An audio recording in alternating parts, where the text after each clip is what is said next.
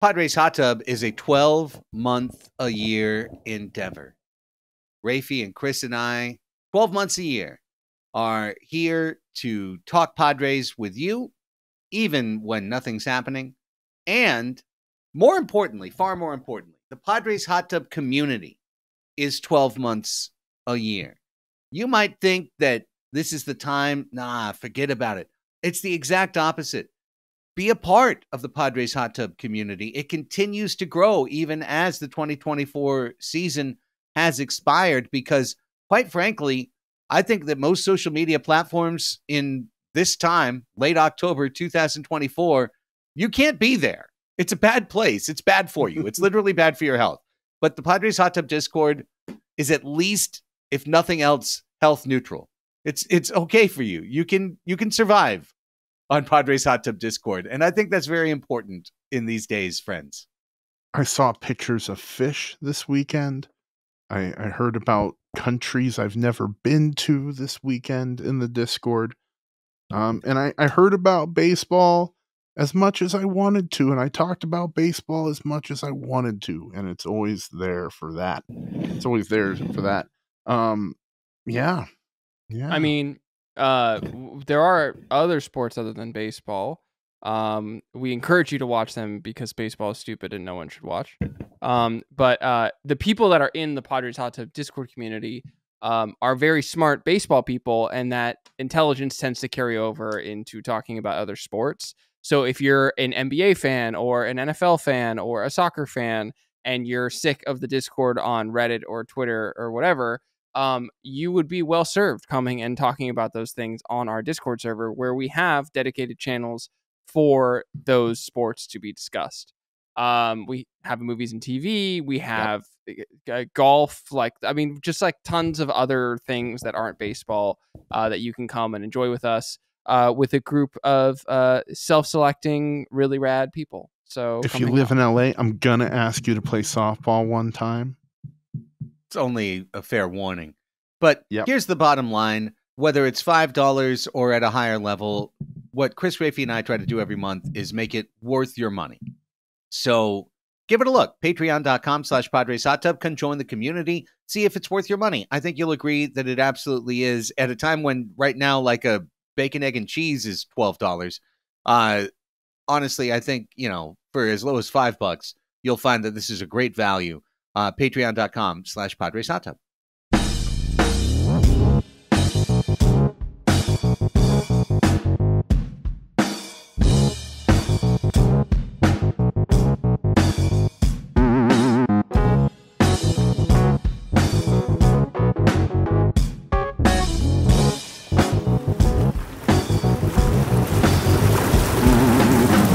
Welcome to the Padres Hot Tub, everybody. It's October 28th, 2024. The Padres still haven't played. That's still lost. But Craig, Chris, and Raphie are here. We're here. We're here for an Interregnum podcast. This is what I like to call the Dark Interregnum. What the hell did you just say? The Dark Interregnum. Do not think of interregnuming me. No. That's different. Interregnum. With a G. I'm looking at, Still don't like it. Still apprehensive. It's the time in between the Padres season being over and the actual season being over, where we can start to talk about the next season. Because this season, painfully and probably quite briefly, from the point that you hear this, is still going on. It'll soon be over. It'll be very, very, very soon that it'll be over, but it's not over yet. That's indirectum. Wow. Excellent contribution. No, I actually think it was. That was very good. Okay, so on today's show, there's a couple things we're going to hit, and we're going to hit it and quit it. We're going to be out of there. I've got one thing that I want to say, and we're right at the top, and this is the thing I want to say. The Padres better not sleep on Ruben Niebla and think that because he's been around for 4 years that he's just going to be on lock to be returned as part of a group deal, that we can we can talk to Schilte, and we can talk to Benny Fritz, and we can talk to Victor Rodriguez, and we can talk to Ruben, and we can bring them all in, and we'll get them all taken care of. We'll do it all as a bundle package. We'll bundle home and auto. We'll take care of it all. Guys. Red storm warning. Red storm warning. Tito fucking Francona has entered the room. He has more of a relationship with Ruben Niebla than anyone in the Padres organization, save AJ Preller. Niebla's looked at 100 managers while he's been here. He's looked at 3 different dudes, right? 2 different dudes. Did he come for the first year of Melvin? Yeah. First year of Melvin. 2 different dudes. Terry's his OG. You never forget your OG. And he's back in the game. And if you think for one hot second that Terry Francona hasn't been lighting up Ruben Niebla's phone, come on over, Ruben. You'll be more than my pitching coach. You'll be my assistant manager. You'll be my director of whatever the fuck. We'll give you the title. We'll do everything we can. Come on over. Make it right. Come here. Come home. Come to Tito. Come home. That's, guys, that's tempting to Ruben Niebla. He's a family man. He's got San Diego ties. He'd love to finish the job here, yada, yada. But Mike Shilt's a pretty egotistical guy. He just had a big year. He's not going anywhere. Yeah. Manager job isn't rightfully opening up right now. Ruben knows if he goes over to Terry's not going to be around forever. Like, he's here for a good time, not a long time. And that could be his more clear, direct path to getting a manager's job, is going to Cincinnati. I think right now, I'd say it's 50-50 at best that Ruben Niebla is a Padre next year. And if you don't take care of this right now, and I mean right now, because the World Series is probably going to be over on Tuesday. If you don't take care of this right now, you're going to be left holding the bag, shocked, as Niebla shows up with a red sport coat in Cincinnati, wiping Skyline chili out of his fucking beard and explaining how his lifetime friend Terry Francona made an offer he just couldn't refuse. AJ Preller did what he always does masterfully, which is says nothing with tons of words. And he was asked about Ruben Niebla directly in his presser. And it was one of the more concerning answers, because he didn't say, yeah, we've been working with Ruben on this for years. We know we want him back. We know the staff loves him, and this is something that's in the works, and we're going to get something done, and Ruben's going to be a part of the organization for a long time. No, what he did is he talked like you did, Craig. He said, Ruben loves it here. Ruben's from here. He's a hometown guy. And we're going to work with each of the staff in figuring out our path forward. Something along those lines. And you're right. Mike Schilt is spreading his legs out on the bus. He isn't doing anything other than relishing in a good year. And they've spoken publicly that they're going to work on an extension for him, and his contract ain't up. So the team has had success amongst a staff that has seen a lot of people come and go, seen a lot of faces change year in, year out. The thing that has been consistent is they perform. And that wasn't the case. If you remember, what was Phil, was the last pitching coach, the dude from the Yankees, Slider Man, Phil Rothschild. Phil Rothschild. Larry, but it's okay. Larry Rothschild. Larry, Phil. He looked old, and Phil is an old person name. So Larry Rothschild, Fair.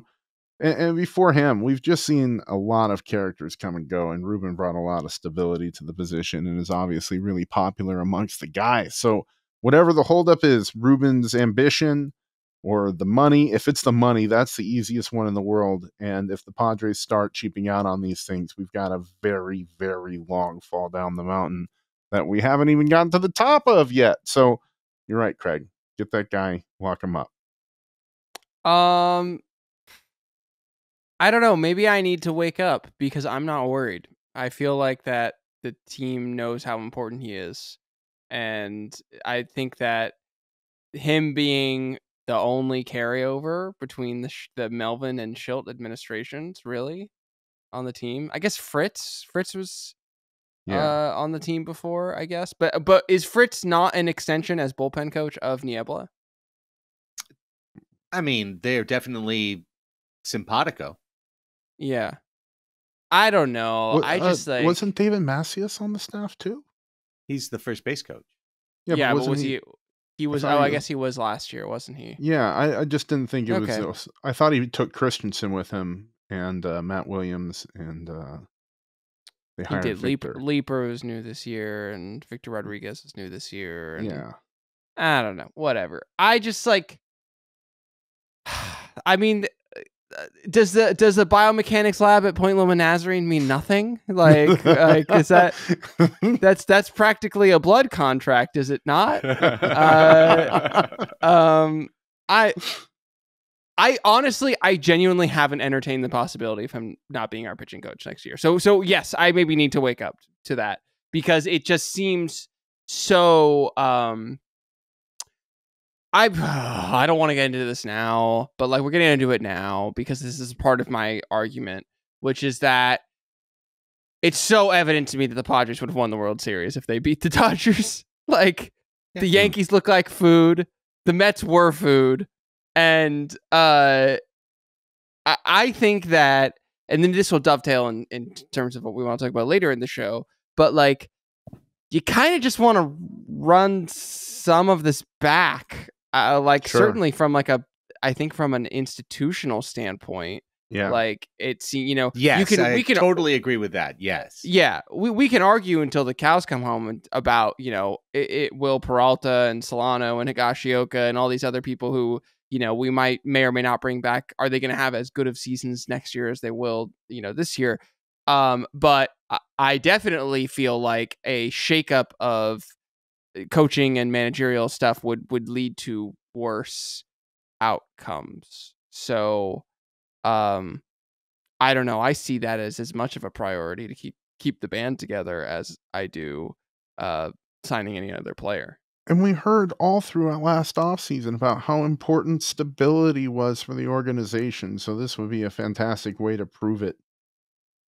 Yeah, I mean, the reason it's number one on my list and number one on my mind is that there's no salary cap for Ruben Niebla. There's no competitive balance tax for Ruben Niebla. There is just an opportunity to either take care of the man, and by taking care of him, I don't just mean giving him, proper financial compensation for being one of the best pitching coaches in the country.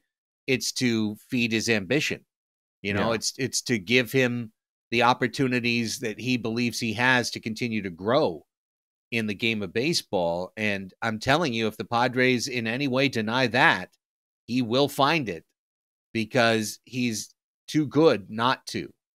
And he already left one situation, and he will leave. He'll be gone in a week. He'll be gone in 4 days if they're not careful, if they don't make it a priority, and if they don't treat him with care and show him how much they respect him to the level that we all respect him. And I'm somewhat faithful, like you are, Raphie, that they actually will do it. But I wanted to raise that alarm, because it was one thing for me going into the end of October without a contract, and it's another thing entirely when Terry Francona takes a major league manager's job. And we don't know what Ruben's motivations are. That's the thing. What gets so tough with these discussions is like, he might really enjoy living in San Diego and it's all going great and his financial needs are being met, yada, yada. But, we've heard that he wants to be a manager, and unless you're helping that journey along, like you say, Craig, he knows he's allowed to talk with Tito whenever he wants. Tito is just a guy hanging out there in the world. Who knows what Ruben's talking about with his mentors and his friends. So like, I think the fact is the dude did not get extended. His contract ran out. And to me, that's a worrying sign. Like, that's concerning. Well, here's the other thing that I would put at the top of my list, and then I would like to cede the floor to the gentleman from Burbank and to the other gentleman from another borough of the basin. Scott Boras is a money-sucking leech. He is a parasite on the face of this stupid sport of baseball. And it is one thing to play your putrid, soulless game of money extraction, vampiric extraction of resource through pithy rhymes and through lies and through manipulating national writers who you have in thrall. Absolutely. Puppets. Complete puppetry. It's one thing to do that. You do it every year. Yep. I'm used to it. You did it on Sunday with John Heyman. You're one of your classic puppets in the New York Post. Oh, Juan Soto might sign in L.A. because Shohei Ohtani is such a Jesus and his contract is so good. They're still over the third apron. They'd have to pay 2 Juan Soto contracts to sign Juan Soto. They'd have to pay the $600 million and another $660 million in penalties. It's something like that. Oh, well, this, that, the other thing. It's all a bullshit ruse. Soto's staying in New York. It's a matter of which team gets him. He's never leaving the East Coast again. And that's that. But Heyman doing his thing, that's fine. That's normal. Boras manipulating him, that's fine. That's normal. It's fine. I don't care. Keep Peter Seidler's name out your mouth. Keep it out of your mouth. Do not give us the, oh, you could have dated the prom queen if you had just been a little bit more bold type of bullshit. Because I've been trolled plenty of times in my life. And this is just trolling. Oh, you could have been the chosen one if you'd just been a little less afraid. Kim calling in Peter Seidler with an unprovable anecdote and throwing it into the USA Today via puppet number 4, Bob Nightingale, is disgusting. It's morally reprehensible to me because Peter Seidler can't tell you yes, no, sideways, maybe. This is partially true. It's partially untrue. But all it is, it's a craven, fucking pathetic, disgusting way to try and extract another dollar out of Steve Cohen's hedge fund. And along the way, tweaking the nose of everybody in San Diego. You know, you could have been in the World Series if only your owner had lived just a couple weeks longer. We were so close. You could have been there, but now, sorry, guess you weren't bold enough. Literally, Raphie, I don't know if you saw the quote, but he said of Peter Seidler, he wasn't afraid. He wasn't afraid. And it's disgusting. It's fucking disgusting. It pisses me off. I'm going to take the counterpoint. I'm kidding.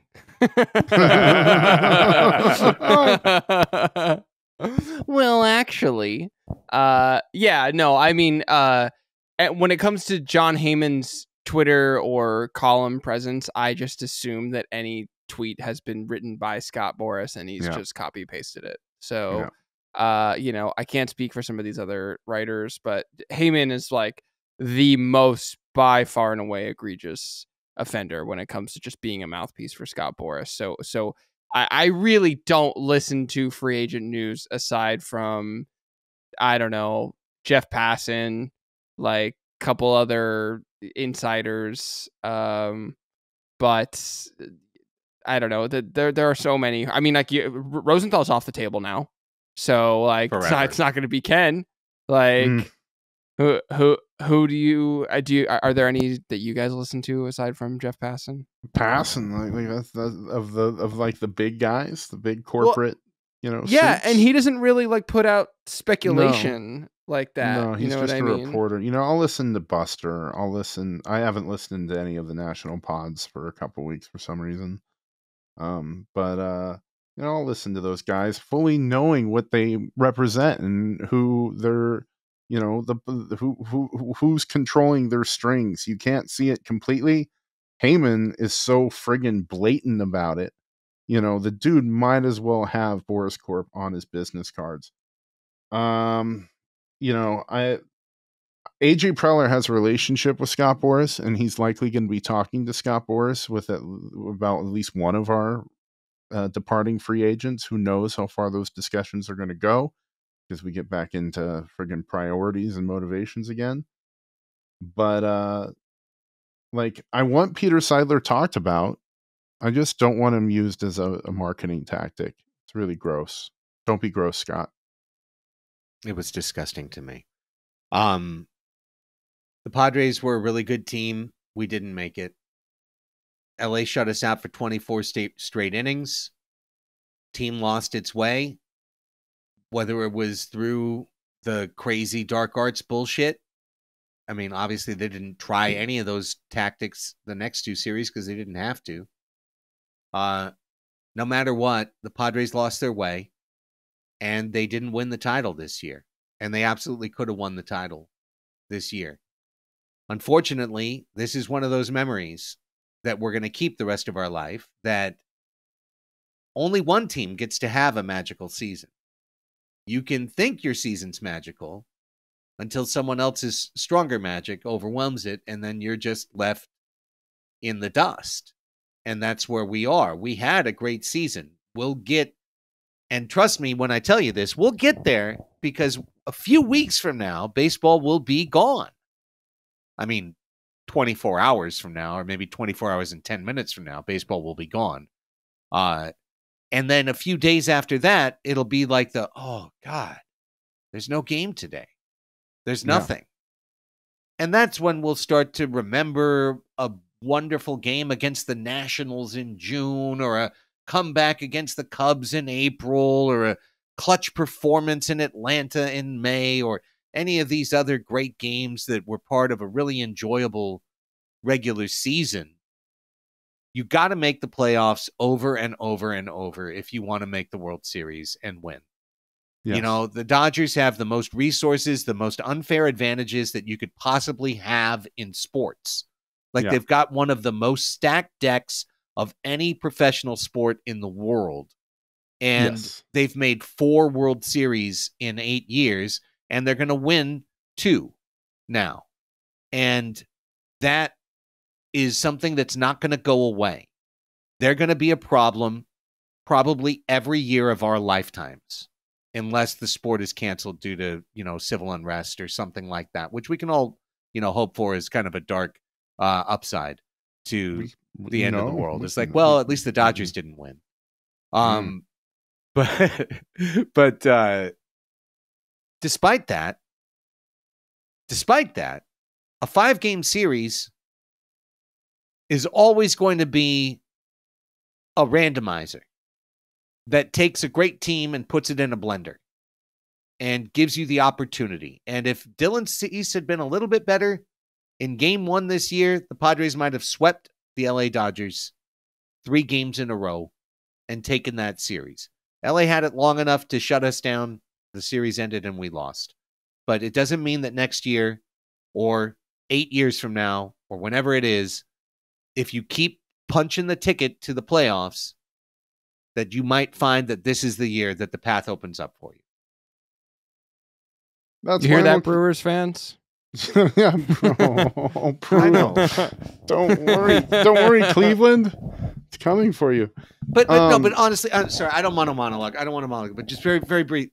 That's why I have always and always will reject the, I'll just call it Gwintelligence manifesto of you only have 2024 and 2025. And after that, you have nothing. Because that's such a stupid strategy in baseball. Because you can line up the best team ever. And we just had the best team the Padres ever had. And it came down to a 5-game series. It came down to a 5-game series. And that's going to be a 52-48 proposition every time, no matter how good a team you have. And so it's not about 1 year stacking every chip in the perfect formation that this 1 year is going to be there, because you're still going to have to win a 5-game series and a 3-game series just to get to a 7-game series that year. It's about punching the ticket as many times as you can. 24, 25, 26, 27, 28. It's about every year giving yourself a chance. Yeah. Well, I was also just gonna say, Craig's dropping his mic. The best team that the Padres put together was not this year. It was 2023, and they missed the fucking playoffs. And that's I'm saying that to your point, Craig. It's like there's crazy variation in this sport. It's a ridiculous sport. It's insane. It's stupid and it's dumb. And so I think saying that you're just completely out of it and you're written off no matter what forever, like I can't buy into that. What's his name? Jerry DiPoto of the Mariners GM got completely flayed for saying like he's trying to win 54% of games, but also like and the thing is that like if you fail in that task, then you know it looks really terrible. But like if you just get into the 6th seed every year, like you will succeed eventually. Like you will, and if that's what it takes, you know. So I'm with you, Craig. I know that's not good content, but I agree with you. There is no window that is slamming shut at the end of 2025. There's just opportunities lost, and like it's just the fact is that this was a massive, gigantic opportunity, and it's all the more bitter because it's against the rivals. And Raphie, you and I get to live not in Burbank, Craig. I live in North Hollywood. I'm a man of the people. I'm not one of the how dare you, first of all. Yeah, it's a little out of pocket, frankly. But like walking around and seeing, you know, when I go to San Diego, and Raphie said this on Banter, it's going to sound almost word for word what he said on Banter. But when I go to San Diego year in, year out, like when I'm walking around in May, there's Padres hats everywhere. There's Padres colors everywhere. And in LA, you see Dodger hats for sure, but they're not a part of it. Guys, right now, it's friggin' everywhere. At the school, walking up with my kids, it's 70%. So San Diego has a devoted, invested fan base that is getting taken care of right now by the organization financially. You know, they're dedicating the resources, and that's all I can hope for. Like, if that keeps happening, there's going to be dice to roll. And the Padres have a tremendous fan base. We have a tremendous group of folks to watch them with. And while this chapter of the story really ended up shitty and bad, you know, I am so grateful for the friends we made along the way. And that's to say, guys, we have like 25 new patrons from our Pentultimate episode. And I just want to say their names. I just want to say their names out loud for you guys. A lot of you have joined since the season ended. Amazing. If you're one of those people, bless your damn heart. So I just want to take this moment in this very short continue, like we're at the end of the funeral, you know. The funeral's not over yet. It'll be over when the Dodgers finally finish whatever the hell it is they're doing. But I just want to thank Mark, Brady, Joe, Patrick, Matt, David, Holland, Manny, Jordan, Daniel, Matt, Casey. I know Casey. Casey and I performed at National Comedy Theater. He is all over Padres Instagram and Padres Reddit.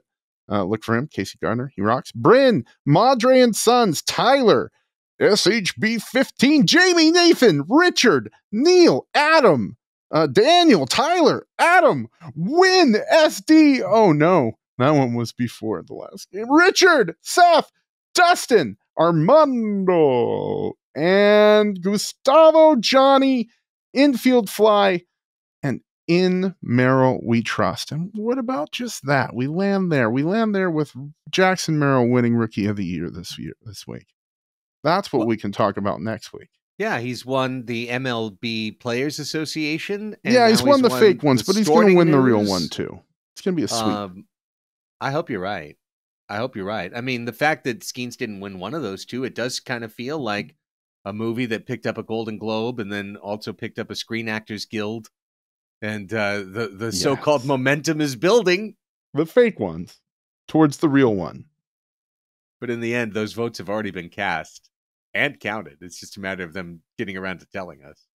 And they do that the week after the World Series ends? Is that when MVP and all of them come out and like it'll all roll out on next week. They are Yeah. not nimble enough to push it up and start doing it on Thursday or something once the Dodgers finish this disgusting sweep.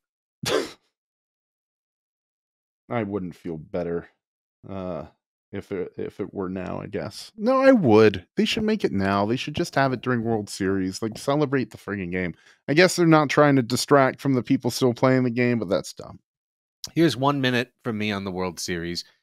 Just like any other big playoff series, and this is the same logic that I brought to you when I talked about with so much despair, Dylan Cease being pitched on 3 days rest. I very much still believe Yeah. and will believe to my death the axiom Master. that a playoff series changes and ends on a manager's big dumb mistake.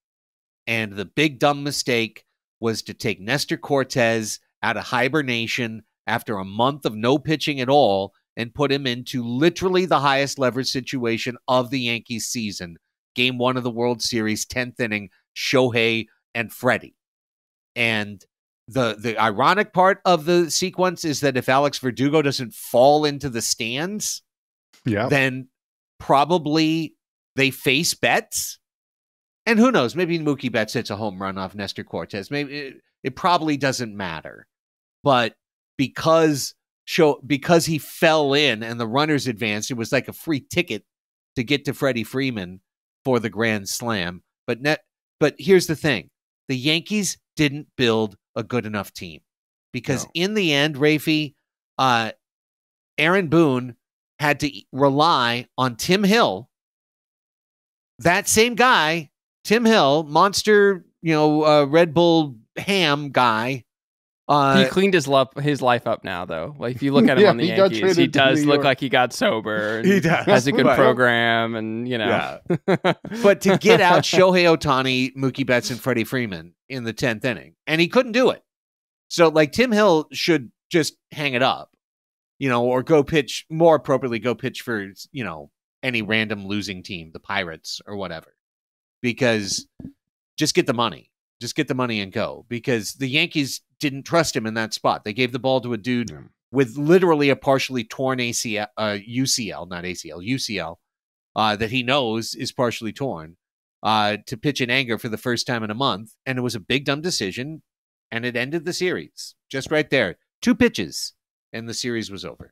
Well, and also I can't remember who was pitching for the Yankees, before that. But what did we talk about before when we played the Dodgers in our series? And I told this to my Yankee fan friends. The win condition against the Dodgers is that you can't give walks to 7 through 9 in their order. And that's exactly what they did in that inning. Like, you can't. They actually had a really good opportunity lined up to put the game away. And they absolutely shit the bed by spitting in the face of the win condition against the Dodgers, which, by the way, will be the win condition against the Dodgers for the next half decade. Like, I mean, I don't know how long Freddie's going to be there. Well, but they'll replace Freddie. Like, yeah, that'll just be more money for them to play with. Yeah, that'll just be whoever the next great first baseman is down the road. Christian Walker's a free agent this year, right? Yeah, but they won't get him. I mean, for 10 years, for the next 10 years, the Dodgers are going to start by getting the $320 million check from Spectrum and Time Warner. And then they're going to get the $100+ million from the Japanese endorsements that they are receiving from, the professional relationships. So they're going to start with $500 million in the kitty every year that we don't get. And so it's going to be uglier and more disgusting every year. It will. And it doesn't mean they'll win 6 World Series in a row. It doesn't mean, by the way, that they won't win 6 World Series in a row. They might. Probably not. But want to put any stakes on this? Want to put some skin in the game, Craig? Baseball's stupid. I wouldn't want to watch it. That's for sure. That's damn sure I wouldn't want to watch it. But nonetheless, it's just get into the playoffs and try and hope that they lose in a 3-game series. Hope that you win in a 5-game series. Hope that you don't have to play them the first time. God forbid they wind up with the second best record in the league one year and you don't have to play them in the second round. I mean, it's an immovable object, but it doesn't mean that we should stop being Padres fans, in my opinion. I did think about you when they moved to Nestor, and that was such a fiasco. I'm not going to stop being a Padres fan until the team, stops investing in its fans. So I think we're going to be good from there. Yeah. Yeah, baseball sucks. Anything else? I mean, like, I don't know. We could talk about like holes we need to fill next season, who's departing, but it just still feels a little weird when the World Series is on and like to be like talk about like, okay, like let's look forward to 2025. Like, well, our whole team gets more expensive. So yeah, it's an absolute impossibility. This is not doomer talk. This is plain straight truth to you, Padre fan, if you haven't paid attention. You can't bring back the 2024 team. You can't. Just like we couldn't bring back the 2023 team. Yeah, you can't do it. There are departing free agents that it would be very questionable to invest in for the next 3 to 4 years of their career. There are players who get it more expensive just standing still. Fernando Tatis Jr. gets $9 million more expensive this year. Yu Darvish gets $5 million more expensive this year. Jake Cronenworth gets $4 million more expensive this year. All of our arbitration guys go up in salary. That's just standing still. And just doing that puts us up and over the apron. So the Padres are either going to go back up over the apron, and potentially are you talking about the CBT threshold? Yes, that's what I am talking about. But I they're get not confused over that with the yet, NBA are they? stuff. I thought they had like 11 million in room. Yeah, but when everything kicks in and everyone gets signed, they'll be over unless they have to start trading pieces. If they get a mandate to stay under, they're going to have to trade away a piece of this team that you like. And that's a guarantee, whether it's a starter, whether it's a position player. They can't get rid of the big money contracts. So it's either that or the team spends and agrees to go over the CBT first apron and quite possibly the second apron. And then they can come as close as possible to bringing this team back in 2025. But the team gets significantly more expensive standing still. So that's, we have to accept that and figure out how to overcome it creatively. Well, and just to put a dollar number on this, the CBT apron this year is $241 million. Right now, given what Fangraphs estimates everyone's arbitration payments to be, the Padres' current CBT payroll number is $243.3 million. It's two over. And it's two over. And also, it's worth saying, by the way, that the Padres have never been to arbitration.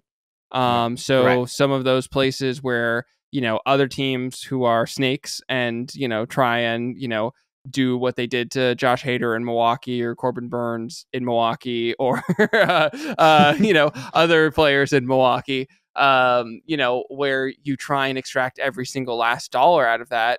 The Padres don't do that, and sometimes that means that they sign players for more than what their arbitration estimate is just for the sake of avoiding arbitration. And so that puts the screws even more on the Padres from a financial standpoint. So my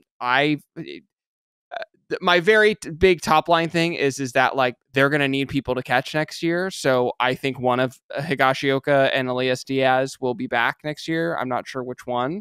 Other than that, I don't think anyone who's a free agent is going to be coming back. So that's my top line thing. Like I'll just name those people right now: Martin Perez, Jurickson Profar, David Peralta, Donovan Solano, Kyle Higashioka, and Tanner Scott. You forgot Nick Ahmed. Ooh. I forgot. Oh, you forgot. Who can Nick forget Ahmed. Nick Ahmed? No, we want Nick Ahmed to go to the Rockies because Correct. then he will have played for every NLS He'll finished team, it up, and he'll have the Steve Infinity Finley. Stone. Yes, and Steve Finley. Who's the other one? It's Matt Hergis. Matt Hergis. And we need to get to signing Jock Peterson. Yes. So that he can also join the group. Yeah, he'd still need the Rockies eventually. He'd still need the Rockies, but that's a guarantee. Yeah, that's an inevitability. Did you guys see? It was MLB executive burner on Twitter. So just throw this away as soon as I it's say garbage. It. But he put his estimates out for the contract, and he had Jurickson at, I want to say, 6 years, 84, and Jock at 2 for 30. It's like, yeah.